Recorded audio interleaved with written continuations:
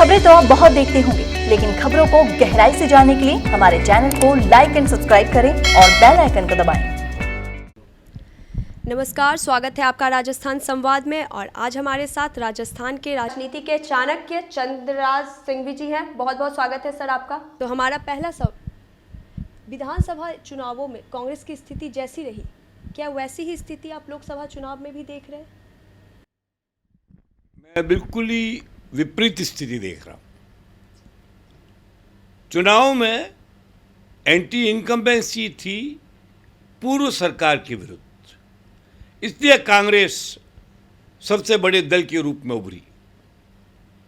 हम लोगों का भी कुछ पुराना हिसाब किताब बाकी था, वो सारा निपट गया।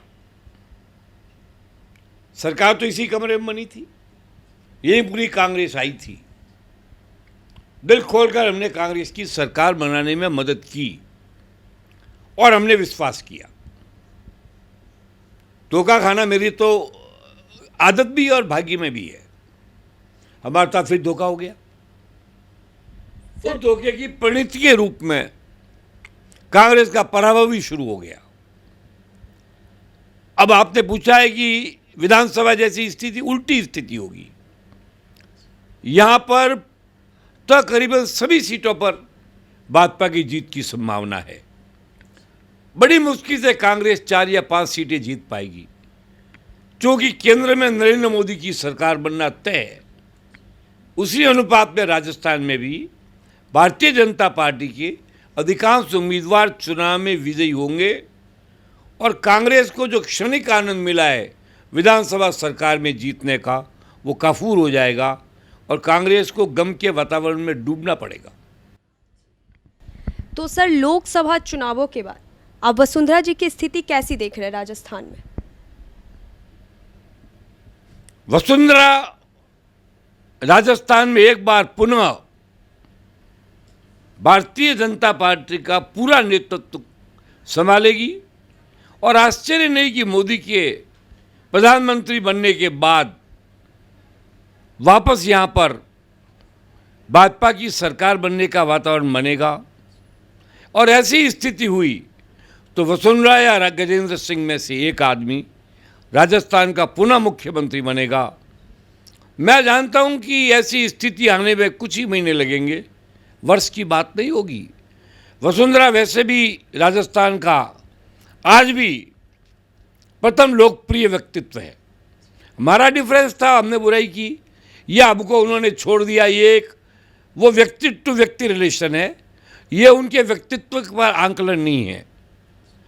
हो सकता है कुछ लोगों से वसुंधरा की न बनती हो, भाजपा के कुछ लोग वसुंधरा से नाराज हो, लेकिन आम जनता में जब से वसुंधरा खामोश हुई है, वसुंधरा के नाम पर वोट मांगना भाजपा ने बंद किया है, तो अब भाजपा के उम्मीदवारों से ज़्यादा केवल नरेंद्र मोदी के नाम पर वोट मांगे जाते हैं और मोदी ही हर जगह चुनाव लड़ रहे हैं। इसलिए प्रांतीय नेतृत्व की आवश्यकता आज भारतीय जनता पार्टी को नहीं है। राष्ट्रीय नेतृत्व ही भारत का प्रांतीय नेतृत्व है, राष्ट्रीय नेतृत्व ही भाजपा के उम्मीदवार का व्यक्तित्व है। हर जगह एक ही बात है, जहाँ जाओगे बुराई करेंगे, आलोचना करेंगे सरकार की। एंड में जब पूछोगे वोट किसको दोगे, तो आदमी यही कहता वोट तो मोदी को देंगे। आपने पूछा सवाल, महत्वपूर्ण सवाल है। राजस्थान भारतीय जनता पार्टी में एक ऐसा व्यक्तित्व है, वसुंधरा को मानता हूँ, जिससे मैं अपने वरिष्ठ नेता के रूप में स्वीकार कर चुका हूँ 2003 में। आज भी उनके अंतर्गत काम करने में शर्म महसूस नहीं होगी। बाकी तो सब लोग मेरे से जूनियर और कनिष्ठ हैं, उन पर मैं चर्चा भी नहीं करना चाहता। बहुत ही बेहतरीन जवाब सर आपका। सर, मेरा तीसरा सवाल आपसे, क्या अशोक गहलोत ने पुत्र मोह पे पूरी कांग्रेस पार्टी को ताक पे रख दिया? कोई गलत नहीं किया है, ऐसा धृतराष्ट्र ने नहीं किया था। ऐसा होता है? अशोक गहलोत का जो उत्तर दिया उससे नरेंद्र मोदी को कल, कि जिनके बेटे नहीं होते उन्हें मालूम नहीं बेटे का प्यार क्या होता है, पर जो देश का प्रधानमंत्री होता उसके तो 125 करोड़ बेटे होते हैं। यह उचित जवाब नहीं था। केवल अपने पुत्र को ही पुत्र मानना तो आम आदमी की फितरत है, पर देश के लाखों पुत्रों को अपना पुत्र मानना ये नरेंद्र मोदी की फितरत है। इसलिए ये नहीं कहा जा सकता कि नरेंद्र मोदी को पुत्र मोह नहीं है। नरेंद्र मोदी को तो करोड़ों पुत्रों का मोह है। गहलोत जी जल्दबाजी में क्या बोल गए और क्यों बोल गए ये नहीं मानता मैं। वैसे मैं उनके पुत्र को जानता हूँ, बहुत शरीफ समझदार अच्छा लड़का है।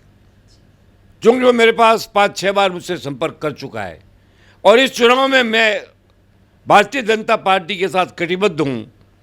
वो इसलिए नहीं कि उम्मीदवार के कारण है, इसलिए कि इस देश को नरेंद्र मोदी की ज़रूरत है। इस देश को नरेंद्र मोदी जैसा सशक्त आदमी चाहिए। पाकिस्तान को सबक सिखाने वाला आदमी चाहिए। 370 धारा तोड़ने वाला आदमी चाहिए। असपा को मजबूत करने वाला आदमी चाहिए। इसलिए नरेंद्र मोदी है। जब चूंकि नरेंद्र मोदी को चाहिए, उसी कारण नरेंद्र मोदी के उम्मीदवारों की विजय चाहिए जाती है। उल्टा हिसाब है। पहले कहते हैं अधिकांश उम्मीदवार चाहते हैं, इसलिए नरेंद्र मोदी प्रधानमंत्री बनेगा। मैं उल्टा बोल रहा हूँ, क्योंकि नरेंद्र मोदी को ही प्रधानमंत्री बनाना है, इसलिए अधिकांश उम्मीदवार चुनाव जीतेंगे। सर, इस बार जोधपुर को लोकसभा चुनाव का सबसे हॉट सीट माना जा रहा है, तो क्या लगता है आपको, क्या होगा वहाँ का परिणाम? एक तरफ पुत्र का, मुख्यमंत्री का पुत्र लड़ रहा है, एक और जैसा मैंने कहा था वसुंधरा के साथ ही गजेंद्र भी मुख्यमंत्री पद का दावेदार हो सकता है। भावी मुख्यमंत्री चुनाव लड़ रहा है। दोनों में संघर्ष है, इसलिए हॉट सीट है। वैसे अशोक गहलोत 30 साल से जोधपुर की राजनीति पर एक छत्र रहे हैं। उनका लगातार 30 साल तक मेरे अलावा किसी ने विरोध नहीं किया। मैं था, राम सिंह जी बिश्नोई थे और राजेश पायलट थे, जिन्होंने कभी गहलोत को अपना नेता स्वीकार नहीं किया। पर आम जोधपुर की जनता जोधपुर के पुत्र को चाहती है। पर गजेंद्र भी तो जोधपुर का बेटा है, इसलिए वो थ्योरी चलती नहीं है। अब इस सीट के बारे में ज़्यादा चर्चा नहीं करूंगा, पर मैं इतना जरूर जानता हूं, कड़ा मुकाबला है। नरेंद्र मोदी वहां पर, मोदी जी की बहुत जबरदस्त सभा हुई है और कल वहां पर अमित शाह का रोड शो है। प्रियंका के आने की अफवाह मात्र थी, वो नहीं आ रही है जैसी मेरे को जानकारी मिली है। ऐसी स्थिति के अंदर मैं एक बात जानता हूं, अगर वैभव जीतता है तो उसका अपना व्यवहार इसमें महत्वपूर्ण है, और अगर वैभव हारता है तो कई लोगों को अशोक गहलोत से अपना हिसाब निपटाना है। वो भी एक कारण होगा। उस लड़के को मैं हार और जीत दोनों में से किसी के लिए जिम्मेदार ठहराने में असमर्थ हूं। तो क्या जोधपुर के लोगों ने जैसा अशोक गहलोत जी को प्यार दिया है, क्या लगता है वो उनके बेटे को भी वैसा ही प्यार देंगे? कौन किसी को प्यार नहीं देता है। अशोक गहलोत जी को जोधपुर के लोगों ने चुनाव में जिताया, ऐसा ही जोधपुर के लोगों ने प्यार मथुरादास माथुर को दिया था। उससे ज़्यादा प्यार जोधपुर के लोगों ने जयनारायण व्यास को दिया था। और वही मथुरादास माथुर जब जोधपुर शहर में निर्दलीय के रूप में चुनाव लड़े तो 7,000 वोट लाकर जमानत जब्त हुई थी। तो ये प्यार व्यार की नौटंकी को मैं नहीं मानता। पार्टी का टिकट छोड़कर निर्दलीय लड़कर जीतता है, उसे जनता का प्यार कहा जाता है। पार्टी के कारण जो जीतता है वो पार्टी का प्यार होता है, व्यक्ति का प्यार नहीं होता है। एक बार भी चुनाव पार्टी छोड़कर कोई जीते, उस आदमी को मानता हूँ कि इसको जनता ने प्यार दिया है। बाकी तो पार्टी के कार्यकर्ता प्यार देते हैं, वही जिताते हैं। इसलिए निजी प्यार का प्रश्न ही पैदा नहीं होता है। तो 25 में से आप कितनी सीटें बीजेपी को और कितनी सीटें कांग्रेस को देना चाहेंगे? मैं तो चाहूँगा कि 25 में से 25 नरेंद्र मोदी को मिले। मेरा चाहना कोई महत्व नहीं रखता है, गणित महत्व रखती है, जाति समीकरण महत्व रखते हैं। आज की तारीख में कांग्रेस 7 सीटों पर टक्कर की स्थिति में है। 18 सीटें तो भाजपा की क्लीन है। उन 7 सीटों में कितनी जीतते हैं कितनी हारते हैं ये अगले 5 दिन तय करेंगे। मेरे अंदाज से कम 18 से 20 सीट भारतीय जनता पार्टी चुनाव जीतेगी। 5 सीट लाना भी मैं कांग्रेस को कहूँगा उनकी भाग्य की बात है। इतने पैसे वालों को टिकट दिए हैं इस बार लोगों ने, दोनों पार्टियों ने, कि लोकतंत्र की मजाक उड़ा दी गई है। आप बताइए, रिजू झुनझुनवाला का कोई व्यक्तित्व, वो कांग्रेस में था ही नहीं, कभी प्राइमरी मेंबर नहीं था, टिकट दे दिया। इधर इन्होंने जौनपुरिया को वापस टिकट दे दिया, जो भाजपा में रहते हैं, भाजपा का कोई काम ही नहीं किया, दोनों खरपति आदमी हैं। इधर दिया कुमार जी को टिकट दिया है, दिया कुमार जी के पीछे जयपुर के राजघराने की प्रतिष्ठा है, पैसे का तो कोई हिसाब ही नहीं है। अगर वो अपने जेवर भी बेचे तो 4 वसुंधरा पैदा हो सकती है, इसलिए वो भी बहुत संपन्न है। जिन साधुओं को टिकट दिया वे बहुत संपन्न है। सारा खेल बिगड़ गया है, कार्यकर्ता मर गए, पैसा जिंदा रह गया, पैसे की विजय हो गई, कार्यकर्ताओं की मृत्यु हो गई। ये बड़े दुख की बात के साथ कहना पड़ता है। इसलिए आपने जो पूछा उसका जवाब मैंने आपको समाहित कर दिया है। अधिकांश जगह भारतीय जनता पार्टी की जीत इसलिए नहीं होगी कि उम्मीदवार जीत रहे हैं, इसलिए होगी कि आम जनता प्रधानमंत्री नरेंद्र मोदी को देखना चाहती है। जयपुर और जयपुर ग्रामीण सीट दोनों में आप क्या स्थिति मान रहे हैं? पहली बार एक वैश्य को टिकट दिया है,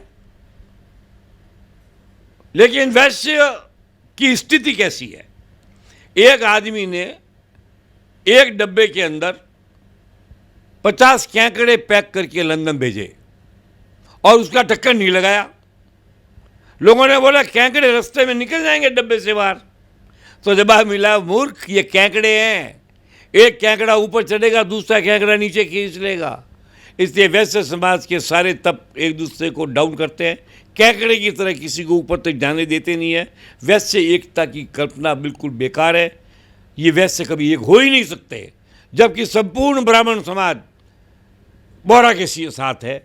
और चूंकि बाहर इन्होंने राजपूत को टिकट दिया है तो अंदर का राजपूत समाज भी बोहरा के साथ है। ऐसी स्थिति के अंदर दोनों सीटों पर मुझे स्पष्ट लग रहा है कि भारतीय जनता पार्टी की जीत की संभावना है। राज्यसभा ग्रामीण सीट का चूंकि भारतीय जनता पार्टी ने बालकनाथ यादव को टिकट दिया है, उसके बदले में ग्रामीण का यादव समाज राज्यवर्धन को टिकट देगा, समर्थन देगा। जब यादव मिल जाएंगे और राजपूत मिल जाएंगे तो बहुत बड़ी संख्या हो जाएगी और राज्यवर्धन जी के भी जीत के चांसेस बन जाएंगे। सर, कुल मिलाकर पूरे देश में आप कितनी सीटें किसके खाते में जाते देख रहे हैं? क्या आकलन है आपका? मैं पूरे देश का आकलन करूं इतनी तो मेरी क्षमता नहीं है, लेकिन मैं जानता हूं फरोदी का सट्टू बोलता है, वो करीब करीब तय होता है, थोड़ा बहुत फर्क पड़ता है, पर फलोदी के सट्टे पर करोड़ों रुपए लोग लगाते हैं। ये गलत काम करते हैं मगर करते हैं, इसलिए वहाँ जो पैसा लगाता है सोच समझ के लगाता है, वो सारे गणित लगाता है। सारी गणित जितने भी लगते हैं उस गणित का जो सारांश है वो सट्टा बाजार में आकर के नीत हो जाता है। ऐसी स्थिति में हालांकि फलोदी का सट्टा बाजार बहुत ज़्यादा बीजेपी को बता रहा है, मैं स्वीकार नहीं करता, फिर भी मेरे अंदाज से 200 से 220 सीट के आसपास भारतीय जनता पार्टी को मिलनी चाहिए। 80 से 90 सीट के आसपास कांग्रेस पार्टी को मिलेगी। एनडीए को मिलाकर के 260, 65, 70 तक भी मिल सकती है। लेकिन मैं एक बात जानता हूँ, बाहर के 30 आदमी ऐसे हैं, छोटी छोटी पार्टियों के लोग, जब सत्ता बनती हुई दिखेगी किसी की तो सबसे पहले भाग करके भावी प्रधानमंत्री के गले माला डालेंगे। और चूंकि नरेंद्र मोदी की सत्ता बनती हुई दिखती है, इसलिए नरेंद्र मोदी को संख्या का कोई बोझ नहीं उठाना पड़ेगा। तो क्या लगता है इस बार भी मोदी लहर बरकरार है? आप ऐसा करिए, दुकानदार के पास जाइए, मैं गया हूं, मैंने जाकर के बोलते दुकान कैसी चलती है? बोला बर्बाद हो गए साहब, धंधा बंद हो गया। जब से ये नोटबंदी लगी, जीएसटी का कानून आया, हम ग्राहक की इंतजार करते करते आके थक जाती है, दुकान ही उठ गई। मोदी के राज में मैं सुखी नहीं हूं, पर जब मैं पूछता हूं वोट किसको दोगे तो वही दुखी आदमी कहता है वोट तो मोदी को देंगे। लोगों ने व्यावहारिक आवश्यकताओं को न्यूनतम मानकर राष्ट्रीय समृद्धि और गौरव का जो मोदी का नारा जो मैंने पिछले इंटरव्यू में कहा था, उसको देख करके मोदी के प्रति उसके राष्ट्र सम्मान को समर्पित करके निजी आवश्यकताओं को भुला करके भी मोदी को वोट देने का मानस बनाया है। मैं एक दिन अपनी गाड़ी में जा रहा था, 17 जगह में रास्ते में रुका, मैंने एक आदमी जो झाड़ता, मैंने कहा भैया तेरा समाज तो मोदी को बीजेपी के खिलाफ है। तो बोला क्या बात करते हैं आप, खिलाफ क्या, समाज होगा अपनी जगह, वोट तो हम मोदी को देंगे। एक को रैगर मिला वो भी यही बोला, 2-3 मेघवाल मिले वो भी यही बोले, 4-5 बिश्नोई मिले वो भी यही बोले। मतलब जातीय समीकरण और भौतिक आवश्यकता और उसकी पूर्ति के समीकरण, सरकार की उपलब्धियां या न उपलब्धियों के तर्क, सबको छोड़ करके आम आदमी और युवा पीढ़ी के मुंह से एक ही बात निकलती है, या जैसा भी है वोट तो मोदी को देंगे, इसलिए मोदी की हवा है। अगर इस बार भी पिछली बार की तरह मोदी जी को सीटों की संख्या उनकी काफ़ी आती है, तो आप अगले 5 साल में देश में क्या बदलाव देख रहे हैं? मैं देश में देखूंगा कि कश्मीर के घर घर पे तिरंगा लहरा रहा है। मैं देश में देखूंगा कि ये सारे ब्राह्मण जाके कश्मीर में बस गए। मैं देखूंगा कि सैकड़ों गेस्ट हाउसेस खुल गए, 50 होटलें खुल गई, पूरी आबादी के अंदर वहाँ पर एक अनुपात का परिवर्तन आ गया। वहाँ पर 2 प्रधानमंत्री कहने वाले निष्कासित कर दिए गए। एक राष्ट्र, एक नीति, एक नेता, एक झंडा, एक सरकार, एक शासन, एक प्रतिज्ञा, और भारत भारत भारत। कश्मीर की समस्या का समाधान हो जाएगा, 370 हटा दी जाएगी, राम मंदिर का भव्य निर्माण होगा, सनातन धर्म की जयकार होगी, मुस्लिम और इस्लाम खुश रहेंगे, उनकी आर्थिक स्थिति सुधरेगी और देश एकजुट होकर के खड़ा होगा। सारा देश के अंदर पहली बार लगेगा अखंड भारत हो चुका है, ये जो बचा वो अखंड भारत है, और उस पर खंडित होने की कोई संभावना नहीं है। जवाहरलाल नेहरू का भी सपना पूरा होगा, इंदिरा गांधी ने बांग्लादेश करके जो सपना किया वो भी पूरा होगा, दीनदयाल उपाध्याय का भी सपना पूरा होगा, अटल बिहारी वाजपेयी का भी सपना पूरा होगा, नरेंद्र मोदी का भी सपना पूरा होगा, और देश के जनमानस का सपना पूरा होगा। हिंदुस्तान अमर रहेगा, हर आदमी वंदे मातरम बोलेगा, भारत माता की जय बोलेगा, ऐसा बढ़िया स्वर्ग आएगा। ये आर्थिक समस्या निकल जाएगी, बड़े बड़े राष्ट्रों के कंपटीशन में हम आ जाएंगे। शुरू में जेटली के कारण कुछ गलतियां हुई है, वो सुधार दी जाएगी, और मैं कहता हूँ आज नरेंद्र मोदी अपने ही जीवन काल के अंदर आधा दर्जन और नरेंद्र मोदी पैदा करेगा, ये मेरा पूरा विश्वास है। तो बहुत बहुत बहुत शुक्रिया सर, आप राजस्थान संवाद पर आए और अपने उत्तम विचारों को हमसे साझा किया। क्या आपका बिजनेस आपके मन मुताबिक मुनाफा नहीं दे रहा? क्या आपका बिजनेस लोगों तक नहीं पहुंच पा रहा? तो आपको चाहिए अपने बिजनेस के लिए एक शानदार वीडियो एडवर्टाइजमेंट। मिशी मीडिया सॉल्यूशंस देगा आपको आपके बिजनेस के लिए शानदार वीडियो एडवर्टाइजमेंट, वो भी बेहद किफायती दामों पर। ज्यादा जानकारी के लिए कॉल करें 9001299672 और विजिट करें mishimedia solutions.com।